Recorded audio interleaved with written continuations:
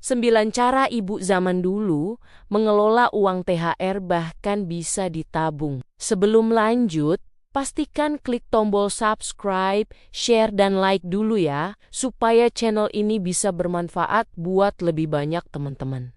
Terima kasih.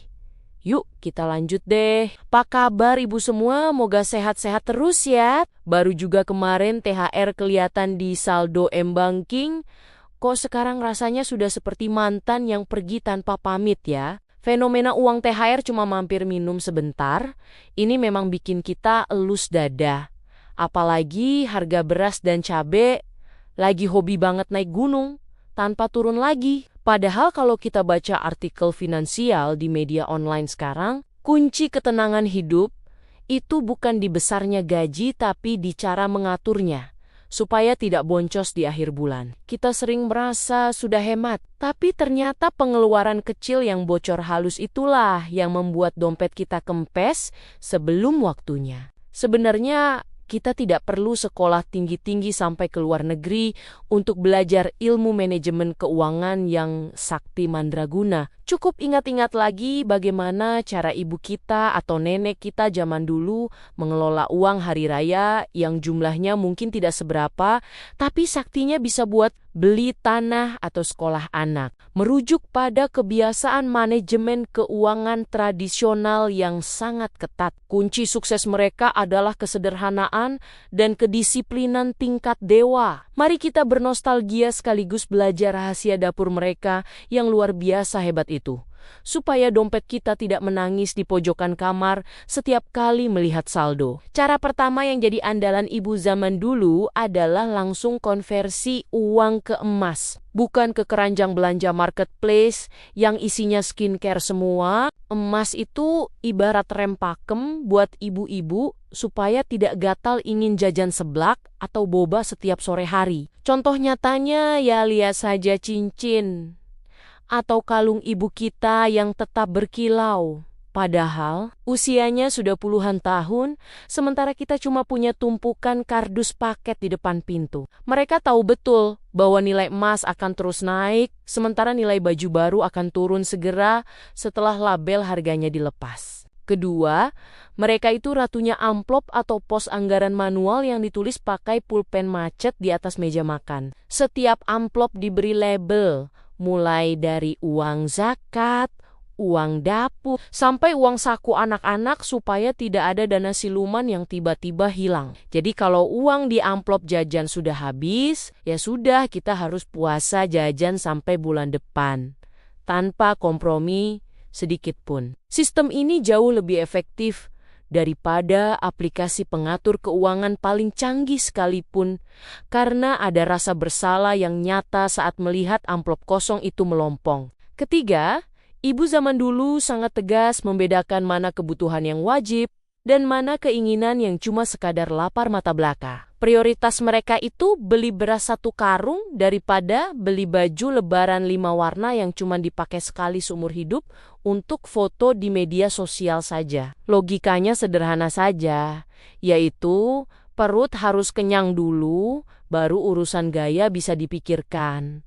Nanti kalau ada sisa kembalian dari tukang sayur, mereka tidak butuh pengakuan dari orang lain dengan memakai barang bermerek kalau ujung-ujungnya harus makan mie instan sampai akhir bulan. Keempat, mereka lebih memilih berkutat di dapur membuat kue nastar sendiri daripada beli hampers mewah yang harganya selangit itu. Selain lebih hemat, rasa kasih sayang yang diaduk bersama mentega dan telur itu jauh lebih berkesan bagi para tamu yang datang berkunjung. Bayangkan saja Bu, harga 1 toples kue di mall bisa buat beli bahan kue untuk 5 toples kalau kita mau sedikit berkeringat di depan oven. Ini adalah strategi menghemat uang THR yang sangat cerdas karena silaturahmi tetap terjaga tanpa harus menguras kantong terlalu dalam. Kelima, prinsip hidup ibu zaman dulu itu pantang punya utang cuma demi terlihat kaya di depan tetangga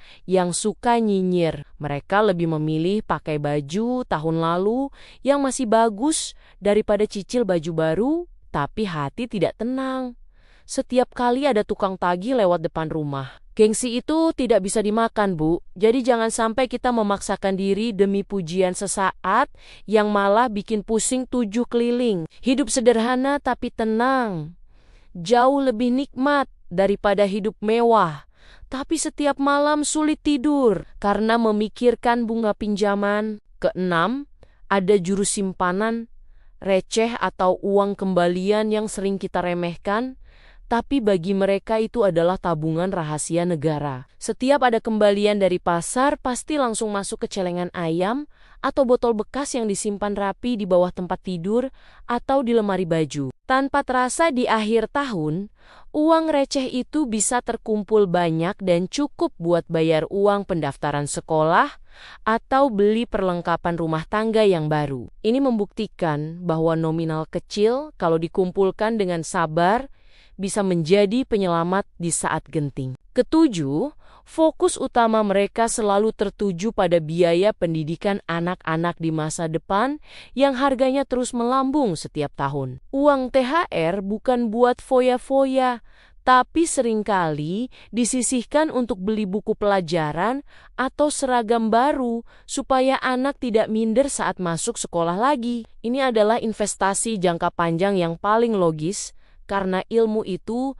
tidak akan pernah habis meskipun dimakan usia dan zaman. Mereka rela tidak jajan demi memastikan masa depan anak-anaknya lebih cerah dan lebih baik dari kehidupan mereka saat ini. Kedelapan, kalaupun harus belanja, mereka akan memilih barang dengan kualitas terbaik yang bisa bertahan sampai 7 turunan. Mereka lebih suka beli panci tebal yang harganya sedikit mahal tapi tidak cepat bolong, daripada beli yang murah, tapi tiap bulan harus ganti baru. Ini adalah cara cerdas mengelola uang karena barang awet, berarti kita tidak perlu mengeluarkan dana darurat untuk hal-hal yang tidak penting. Ibu zaman dulu adalah ahli dalam menghitung nilai guna sebuah barang sebelum memutuskan untuk mengeluarkan uang dari dompetnya. Kesembilan, dan yang paling penting adalah disiplin diri yang sangat kuat dalam menahan godaan, diskon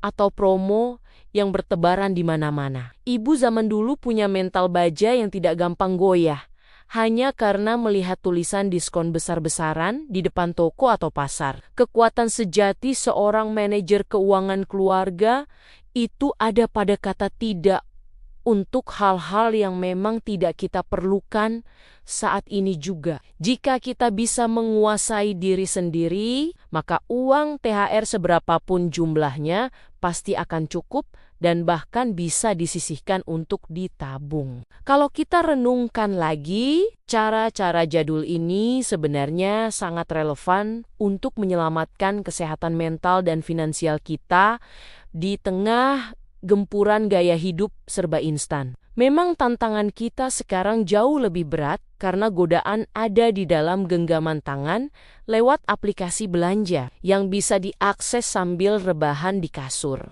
Tapi bukan berarti kita tidak bisa berubah dan mulai menata kembali prioritas hidup demi masa depan yang lebih tenang dan terjamin. Belajar dari ibu zaman dulu bukan berarti kita ketinggalan zaman. Justru itu adalah cara kita untuk tetap waras di tengah zaman yang semakin gila ini. Kadang kita ini terlalu sibuk mengeluh harga barang naik, tapi tangan tetap asik melakukan transaksi barang-barang yang sebenarnya cuma buat pajangan di lemari saja.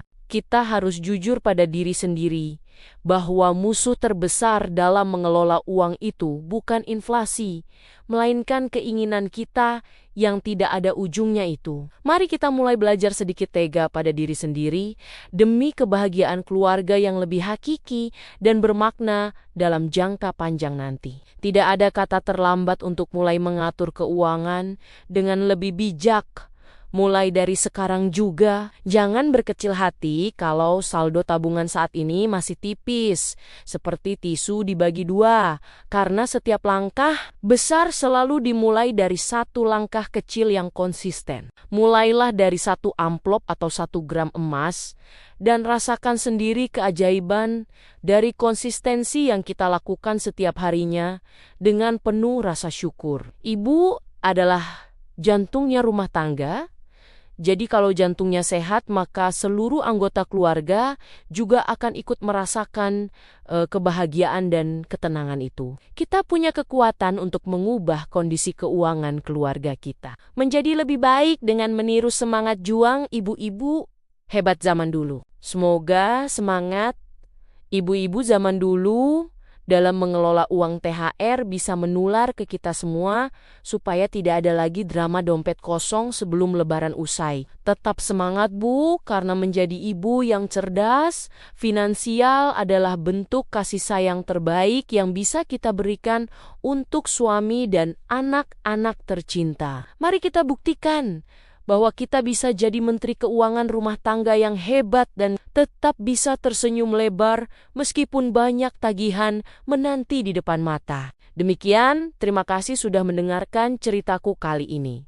Sampai ketemu lagi di cerita-cerita berikutnya. Tetap semangat ya ibu-ibu semua.